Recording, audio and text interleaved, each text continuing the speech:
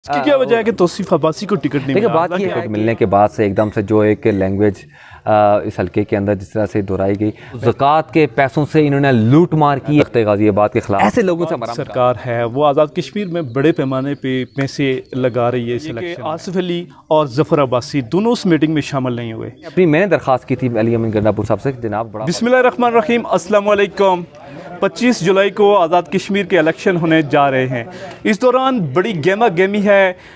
आए दिन हम देख रहे हैं कि लोग वफादारियां भी तब्दील कर रहे हैं और एक पार्टी को छोड़कर दूसरी पार्टी में न सिर्फ यहाँ के जो सियासतदान हैं, यहाँ के जो लीडर हैं वो जा रहे हैं, बल्कि उनके साथ कारकुन भी एक पार्टी से दूसरी पार्टी में जा रहे हैं। इस वक्त मेरे साथ मौजूद हैं तहरीक-ए-इंसाफ के सीनियर रहनुमा और नौजवान गरबी बाग के लीडर तौसीफ अब्बासी। कल ही एक मीटिंग हुई है इस्लामाबाद में, अली अमीन गंडापुर ने उस मीटिंग में जो कॉल की थी, उस मीटिंग के पीछे बिहाइंड द सीन क्या था, वो किस लिए कॉल हुई थी? ज़ाहिर है माजिद के आज़ाद कश्मीर में टिकटों की तकसीम को आज तकरीबन कोई 5 हफ़्ते 1 महीने का लगभग तो टाइम गुजर चुका। तो हर हलके में जो लोगों के जो तहफ़्फ़ुज़ात थे, मामला थे, वो काफ़ी हद तक वो भी लोग करते थे, लेकिन हमारे गरबी बाग की हद तक जो हमारे जो जिन लोगों ने टिकट के लिए अप्लाई किया था, उसमें से अक्सर लोग ऐसे थे जिनके बहुत सारे मामलात पे उनका डिफरेंस ऑफ ओपिनियन था बहुत सारी चीज़ों के ऊपर, और मैं समझता हूँ उसकी वजह से पार्टी को बहुत ज़्यादा नुकसान भी हो रहा था। और पार्टी का जो मोटिव है, जो पार्टी के जो कारकुनान हैं, उनका कॉन्फिडेंस बड़ा नीचे जा रहा था दिन ब दिन। तो उसको ठीक करने की बड़ी अशद ज़रूरत थी। और मैं चूँकि रोज़े अव्वल से तहरीक-ए-इंसाफ के साथ एक नज़रिए के साथ मिल के हम काम करते आए हैं, और इमरान खान का नज़रिए को हमने गरीब बाग के नीचे लेवल तक, हर पोलिंग स्टेशन लेवल तक हमने पहुंचाया है। टिकट की दौड़ में हम थे, टिकट नहीं मिला, और पार्टी ने इसकी क्या वजह है कि तौसीफ अब्बासी को टिकट नहीं मिला? देखिए, बात यह है कि हम 8 उम्मीदवार थे, 8-9 उम्मीदवार थे, टिकट तो किसी एक को मिलना था, और उनमें से मेजर लतीफ़ खलीक साहब को टिकट मिला, हम उनके साथ खड़े हैं। देखिए जी, 7-8 लोगों ने अपनी पूरी कोशिश की, उसमें से पार्टी ने जिसको मुनासिब समझा कि जिसकी स्ट्रगल जो हल्के में पार्टी की भरपूर नुमाइंदगी कर सकता है, वो अगर मेजर लतीफ़ खलीक साहब को दिया तो हम उनके साथ खड़े हैं।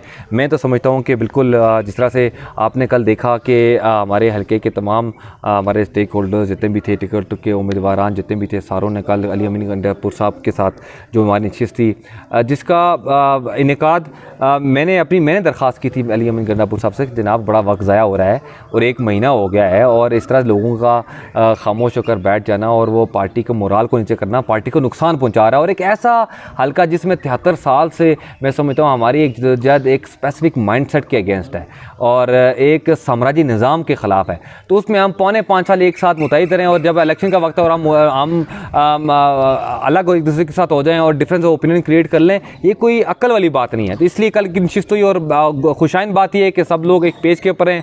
हल्का गरबी बाग के तमाम उम्मीदवारों ने मिलकर फैसला किया कि हम मेजर लतीफ़ खलीक के साथ मिलकर इलेक्शन कैंपेन करेंगे, और 25 जुलाई का जो इलेक्शन है इंशाल्लाह तहरीक-ए-इंसाफ को कामयाब करेंगे। अच्छा, ये बताइए कि आसिफ अली और ज़फ़र अब्बासी दोनों उस मीटिंग में शामिल नहीं हुए, उनके जाने की वजह से, क्योंकि वो दोनों आज़ाद उम्मीदवार की हैसियत से इलेक्शन में जा रहे हैं, आपकी पार्टी को कोई फ़र्क पड़ा है? ये आपका व्यू है। बहरहाल ये कि आसिफ अली साहब आपकी कल चूँकि उनके पड़ोस में 1-2 फौतगियाँ वगैरह थी, उनके बिल्कुल अजीज़ की तरफ उनके डेथ हो गई, उनके जनाजे वगैरह थे, उससे वो शिरकत नहीं हो सके। ज़फ़र अब्बासी साहब कल उनकी भी अपनी इसी तरह की मजबूरियाँ थी, उसकी वजह से नहीं कर सके, लेकिन उनका नुमाइंदे तालिबान साहब ने कल शमूलियत की थी उसमें उन्होंने शमूलियत की थी। तो बहरहाल ऐसी बात नहीं है, अगले कुछ दिनों में वो भी हमारे साथ होंगे इंशाल्लाह, और कोई ऐसी बात नहीं। आपके जो उम्मीदवार हैं यहाँ पर मेजर लतीफ़ खलीक, उनके बारे में ये कहा जाता है कि वो डंडा लेके खड़े हुए हैं, और ज़फ़र अब्बासी ने भी उनके ऊपर हिट की कि कोई धमकी अमेज़ से अल्फाज इस्तेमाल किए ज़फ़र अब्बासी के हवाले से। आप ये समझते हैं कि इस तरह की लैंग्वेज इलेक्शन में होनी चाहिए? मैं समझता हूँ कि जिस तरह का इलेक्शन टिकट मिलने के बाद से एकदम से जो एक लैंग्वेज इस हल्के के अंदर जिस तरह से दोहराई गई, मैं समझता हूँ उसकी बिल्कुल कोई ज़रूरत नहीं थी। मैं ये समझता हूँ कि अगर फॉर एग्जाम्पल अगर मुझे टिकट मिलता, मैं तो दूसरे दिन सारों के घर में पहुँच जाता और कहता जनाब मुझे तो टिकट मिल गया और आएँ आप सारे लोग मुझे सपोर्ट करें। यहाँ थोड़ा सा उल्टा सूरत हाल हमारी पड़ गई, जिसकी वजह से ये 4-5 हफ्ते भी मैं आपको बताऊँ कि ज़ाया हुए।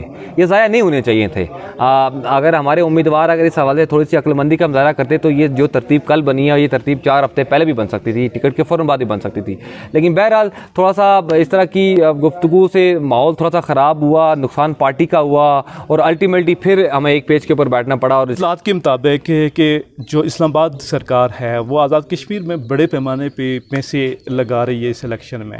आपके हलके के बारे में भी ये कहा जा रहा है कि यहाँ भी करोड़ों रुपए इन्वेस्ट किए जा रहे हैं। अभी तक तो क्या सराइयों पे मैं बात नहीं करूँगा, जब भी कभी अगर पैसे आए तो आपको बता देंगे, फंड्स आए तो बता देंगे। अभी तक तो कुछ नहीं आया।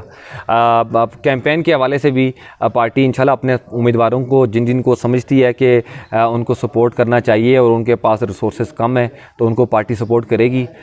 लेकिन ये है कि हलके की डेवलपमेंट के हवाले से, हलके की तामीर और तरक्की के हवाले से हमारी पाकिस्तान तहरीक इंसाफ का पूरे आज़ाद कश्मीर के अंदर एक बहुत ज़बरदस्त हमारा एक प्लान है और इंशाल्लाह हम बहुत ज़बरदस्त तरीके से आज़ाद कश्मीर में तामीर और तरक्की का आगाज़ करेंगे। गरबी बाग के अंदर हमारी अली अमीन गंडापुर साहब से भी कल हमारी बातचीत हुई है और उन्होंने कल ऐलान किया इसके ऊपर कि छपरियाँ कोड़ीकेर की रोड और बशारत शहीद रोड अव्वलीन तरजीह के ऊपर हम इंशाल्लाह वो हम उसको बनाएंगे। और 15 तारीख को 14-15 तारीख को जुलाई को गंडापुर साहब इस्लामाबाद यहाँ तशरीफ़ भी ला रहे हैं, दिलकोट जलसा भी हमारा होगा और उसमें इसका बाकायदा ऐलान भी करेंगे। सब लोगों का यही मंशूर, यही मोटिव और यही टारगेट है कि तख्ते गाज़ियाबाद को निस्तो नाबूद किया जाए। इसके लिए आपके पास किस तरह की हिकमत अमली है? बात यह है कि हमने एक माइंडसेट, जिसका मैंने आपको बताया तख्ते गाज़ियाबाद के ख़िलाफ़ हमने कैंपेन किया। माजिद आपने देखा कि हम हर यूनियन कौंसिल के हर इलाके तक हम गए हैं और हमने एक मेहनत किया, हमने एक स्ट्रगल किया, लोगों को तहरीक इंसाफ के अंदर शमूलियत किया। आज आप देखें कि उसकी वजह से हल्के का तमाम यूनियन कौंसिल में आप देखें लोग तहरीक इंसाफ में जो तो शामिल हो रहे हैं, लोग तहरीक इंसाफ के अंदर अपना मुस्तकबिल तलाश कर रहे हैं। कोहाला से लेके मंग बजरी तक 20 बगला तक लोग तहरीक इंसाफ के अंदर जोग मेरी साहब की क़यादत में हमारे साथ मिलकर शमूलियत कर रहे हैं। कल भी हमारे साथ अभी यूनियन कौंसिल एल्सुंग में अगर हम बैठे हैं, चमनकोट में अगर बैठे हैं तो हमारे साथ यहाँ पे आज कल भी एक बहुत बड़ा शमूलियत हाजी असील साहब जिनकी तरफ बैठे हैं ये शमूलियत करेंगे और बहुत सारे लोग शमूलियत करेंगे। तो एक लोगों का एक ना ख़त्म होने वाला सिलसिला जो तहरीक इंसाफ का मुस्तकबिल समझ है। उसकी वजह ये है कि मुस्लिम कॉन्फ्रेंस ने पिछले 73 साल के अंदर इस हल्के को सिर्फ झूठ, फ्रॉड, बेईमानी, धोखाधड़ी, सियासी थाना कल्चर, सियासी तौर के ऊपर लोगों को पॉलिटिकल विक्टिमाइजेशन दी है, ज़ीरो तामीर और तरक्की का किया है। और अगर आप देखें तो ज़कात के पैसों से इन्होंने लूट मार की है। आज़ाद कश्मीर के अंदर आपने देखा कि अखबारों के इश्तिहार मौजूद हैं, गवर्नमेंट आज़ाद कश्मीर जो लगाए सबसे ज़्यादा अगर करोड़ों रुपया अगर पैसा अगर गरीबों, यतीमों और बेवाओं के हिस्से का जो पैसा अगर खाया तो इस हल्के के हमारे लोगों ने जो हमारे साथ जो इक़्तिदार में रहे उन्होंने खाया है। मैं ये समझता हूँ इससे बड़ा जुल्म कोई नहीं हो सकता। आपको पता है 3.25 करोड़ रुपये के 3-3 करोड़ रुपये के उन्होंने इलाज कराए और बाहर जाकर London, New York, Paris, Dubai, Abu Dhabi हर तरफ जाके इलाज ये कराए। और आप ये बताएं वो पैसा जो गरीब आदमी का पैसा था, जो यूनियन कौंसिल एल्सरों की बेवाओं का पैसा था, गरीबों का पैसा था, यतीमों का पैसा था जो उनको मिलना चाहिए, यहाँ पे जिनके पास इस्लामाबाद के अस्पताल में 100 रुपया दवाई लेने के पैसे नहीं है, बैतुल माल का पैसा आप सोचें कि अल्लाह माफ़ी दे तो आप और मेरे पे वो पैसा हराम है, नहीं कर सकता, जायज़ नहीं है, जायज़ ही नहीं है। हम जिस मकसद रखते हैं हमारे पर जायज़ ही नहीं है। आप सोचें कि एक वज़ीर, एक प्राइम मिनिस्टर, एक प्रेसिडेंट उठकर वो पैसा बैतुल माल का पैसा वो उठा के खर्च करता है। आप सोचें ऐसे लोगों से हमारा मुकाबला है। आज़ाद कश्मीर के बैतुल माल को सबसे ज़्यादा लूटा है तो हमारे इस गरबी बाग के इस पॉलिटिकल माफिया ने लूटा है, इसलिए तो हम इनके खिलाफ खड़े हैं। ये बताइए कि LA-14 में ये भी ऐसी भी खबरें गर्दिश कर रही हैं कि एक मुतफिका कैंडिडेट को सामने लाया जाए, तो आपके पॉइंट ऑफ व्यू से खान मुतफिका कैंडिडेट हो सकता है, क्या इस ऑप्शन पे गौर किया जा सकता है? एब्सोल्युटली मेरा ख्याल है इस बारे में थोड़ा सा अभी इम्कानात कम है क्योंकि अब तो 4 हफ्ते का वक्त बाकी रह गया है। PMLN का अपना कैंडिडेट है, हमारा अपना कैंडिडेट हैं और पीपल्स पार्टी के अपने कैंडिडेट हैं, सारा कुछ है। अभी तो अगर इस हवाले से कोई कोशिश हो भी सकती थी तो अब मुमकिन नहीं है इस तरह से। तो बहरहाल ये कि हर जमात अपने नज़रिए के ऊपर इलेक्शन लड़ने के लिए मैदान में अब उतर चुकी है। अब इस चीज़ों के ऊपर डिबेट करके मैं समझता हूँ वक्त ज़ाया करने वाली बात है। वहाँ कंसेंसस डेवलप किया जा सकता है कि हमारा एक एजेंडा एक हो, हम एक सोच के साथ मैदान में उतरे हैं और जिस तरीके से हमारे हल्के में तो बाकी हल्कों से मुख्तलिफ इसलिए है कि 73 साल में आज़ाद कश्मीर और पाकिस्तान की तारीख का ये वाहिद हल्का है जहाँ कभी तब्दीली नहीं आ सकी, जहाँ एक ख़ानदान मसलत हम पे ऊपर उसकी दूसरी, तीसरी और चौथी नस्ल हम पे रूल करने के लिए बिल्कुल तैयार है। ये अब हमने फैसला करना है कि क्या हम उस ख़ानदान का और वो जो एक निज़ाम हमारे पे मुसलत किया गया है, ठेकेदारी निज़ाम, स्कीम खोर माफिया का निज़ाम, जिस तरह से लोगों के ज़मीरों को ख़रीद कर इस हल्के के अंदर इसी यूनियन काउंसिल में हम बैठे लोगों को अपने साथ कई दहाइयों से चलाया गया। आप मुझे बताएं, लोग बगावत करने के लिए तैयार हैं, हमारा उसके खिलाफ मुकाबला है। हम तहरीक इंसाफ अपने बल्ले के निशान के ऊपर इंशाल्लाह मेरी लतीफ़ खलील साहब की मुकाबला करेंगे। अच्छा ये बताइए कि ज़फ़र अब्बासी कुछ ऐसी बात भी कर रहे थे उस दिन कि उनके पास कुछ ऑडियोज़ और वीडियोज़ हैं और कुछ पैराशूटर्स हैं, ग़ालिबन उनका सीधा जो इशारा था वो मेजर लतीफ़ खलील की तरफ था। तो किस तरह की उनकी ऑडियोज़ और वीडियोज़ हो सकती हैं और वो इस तरह की कोई बात कर रहे थे? माजिद, इस बारे में तो ज़फ़र साहब बेहतर बता सकते हैं। ये भी कह रहे थे कि ये चले हुए कारतूस हैं, तो क्या आप समझते हैं कि कुछ परफॉर्म कर पाएंगे? ज़फ़र साहब का अपना व्यू है, मेरा उनके साथ बहुत सारी चीज़ों के ऊपर इत्तेफाक भी होता है, बहुत सारों के खिलाफ भी हो सकता है। तो ये कि मेजर लतीफ़ खलील, क्या आप उनकी क़यादत में यहाँ से सीट निकालने में कामयाब हो जाएंगे और जो हैं सिद्दार अतीक उन्हें शिकस्त? आपको इसमें कोई शक दिखाई दे रहा है? अभी जब आज़ाद कश्मीर तहरीक इंसाफ की हुकूमत आ रही है, जो उम्मीदें लोगों की हमारे साथ बंधी हैं, मैं ये समझता हूँ कि ये वो सुनहरी वक्त है कि मेजर लतीफ़ खलील साहब की क़यादत में तहरीक इंसाफ अपना ये मैच मजबूत तरीके से लड़े और लड़ेगी। मैं आपको ऑनेस्टली बताऊं, हम सारे लोग मिलकर इंशाल्लाह कैंपेन करेंगे। जिस यूनियन काउंसिल में आप बैठे हैं, चैलेंजिंग तरीन यूनियन काउंसिल है इस हल्के की, और मैं आपके थ्रू या अपने नाज़रीन को ये कहना चाहता हूँ, 15 पोलिंग स्टेशन है इस यूनियन काउंसिल के, 14 पोलिंग स्टेशन PML मुस्लिम काफ़ा ने जीते, 1 नून लीग ने जीता, और हमारे खाते में अभी कोई वोट बैंक नहीं है, एक भी नहीं है। और मैं आज माजिद आपके प्रोग्राम के थ्रू चैलेंज करता हूँ कि सियासी तौर के ऊपर हम समझते हैं हमने ग्राउंड में वर्क किया, और ये वर्क 25 जुलाई को आपको नज़र आएगा इंशाल्लाह। इस यूनियन काउंसिल को मैं आपको स्वीप करके दिखाऊंगा। मेरी पूरी टीम, हम सब लोग मिलकर जिस तरह हम काम कर रहे हैं इंशाल्लाह, हम इनका कोला से लेकर चमन कोट तक हम इसको यहाँ तक इनका भरपूर सफाया करेंगे। मैं कहता हूँ कि लैंड स्लाइडिंग होगी, और मैं समझता हूँ कि ऐसे ही नहीं होगी। हमने लोगों के काम किए हैं, लोगों की थाना कचहरी की है, यहाँ लोगों के लिए हमने मॉडल प्रोजेक्ट्स किए हैं, हमने लोगों के साथ यहाँ सेहत के शोबे में पानी के प्रोजेक्ट्स हमने लगाए हैं, हमने लोगों के साथ तालीम के शोबे में काम किया है, हम लोगों के साथ यहाँ ग्राउंड में खड़े हुए हैं। और मैं आपको याद आपको बता रहा हूँ, एक आपको सियासी स्टेटमेंट नहीं दे रहा आपको, मैं आपको ये बात वसूख से कह रहा हूँ, इंशाल्लाह तहरीक इंसाफ यूनियन काउंसिल एल्सरों के 15 पोलिंग स्टेशन स्वीप करेगी इंशाल्लाह, और 26 तारीख में से आप बात करेगा इंशाल्लाह कि इनका हम करने क्या जा रहे हैं। उसकी बुनियादी वजह लोगों की उम्मीदें अब इस माफिया से हटकर अब तहरीक इंसाफ और तब्दीली की तरफ जुड़ चुकी हैं। लोग हमारे साथ जुड़ रहे हैं रोज़ बरोज़, और इंशाल्लाह आप कल देखिएगा, कल मेरा यहाँ पे यूनियन काउंसिल में 2 बड़े शमूलती प्रोग्राम है इंशाल्लाह। आपको नज़र आएगा कि लोग जो सिर्फ तहरीक इंसाफ की तरफ आ रहे हैं। अच्छा, एट दी एंड आप में जो गरबी बाग का वोटर है, ख़ासकर नौजवान तबका जो है, उसके लिए क्या पैगाम देंगे कि वो जो PTI को वोट दे, वो और क्यों दे?